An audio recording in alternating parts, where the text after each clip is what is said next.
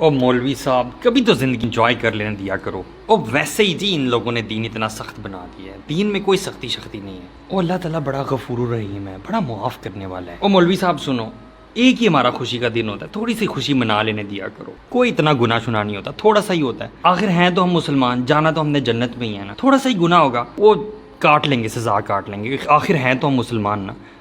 تو my dear brothers and sisters, اس طرح کی باتیں ہمیں آئے روز سننے کو ملتی ہیں. جو بھی شخص ایسی باتیں کرتا ہے, بڑا کلیئر سائن ہے اس چیز کا کہ اس شخص کو اس چیز کی سیریسنس کا پتہ ہی نہیں ہے. حدیث میں آتا ہے کہ وہ شخص جس نے دنیا میں بہت زیادہ نعمتیں دیکھی ہوں گی اور بڑا لگزوریس لائف سٹائل اپنایا ہوگا, تو ایسے شخص کو اللہ تعالیٰ قیامت کے دن جہنم کی ایک گلمپس دکھائیں گے اور ایک غوطہ لگوائیں گے. اور جیسے ہی اس شخص کو جہنم سے باہر نکالیں گے تو وہ یہ کہے گا کہ میں نے تو اپنی ساری زندگی کوئی بلیسنگ, کوئی آرام, کوئی سکون دیکھا ہی نہیں. حدیث سے ہمیں یہ بھی پتہ چلتا ہے کہ بہت سارے لوگ جن کو ذلت اور رسوائی والا عذاب دیا جائے گا, ان کو جہنم میں منہ کے بل گرایا جائے گا. صحابہ کرام ایک دفعہ اللہ کے نبی صلی اللہ علیہ وسلم کے ساتھ بیٹھے ہوئے تھے کہ ایک زوردار آواز آئی. تو صحابہ کرام نے اللہ کے نبی صلی اللہ علیہ وسلم سے پوچھا کہ یہ آواز کیسی ہے.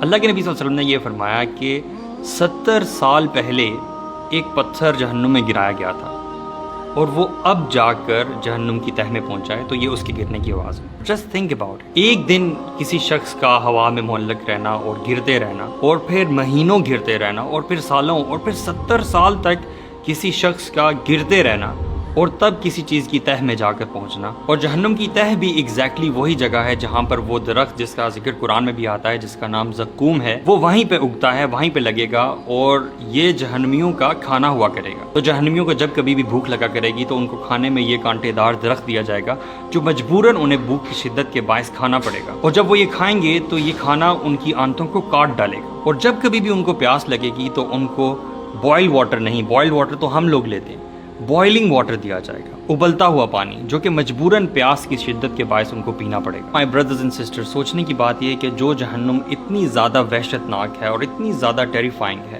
ہم کیسے افورڈ کر سکتے ہیں کہ ہمیں ایک سیکنڈ کے لیے بھی اس جہنم میں جانا پڑے. بڑی آسانی سے ہم کہہ دیتے ہیں کہ ہم اپنی سزا کاٹ کر آ جائیں گے, ہم تھوڑی سی دیر کے لیے جہنم میں چلے جائیں گے. تو باٹم لائن یہ ہے کہ ہمیں اس چیز کی سیریسنس کو سمجھنا چاہیے اور وہ اعمال کرنے چاہیے جو اللہ تعالیٰ کی رضا کا باعث بنے. اللہ تعالیٰ ہم سب کو عمل کی توفیق دے اور اللہ تعالیٰ ہمیں جہنم کی آگ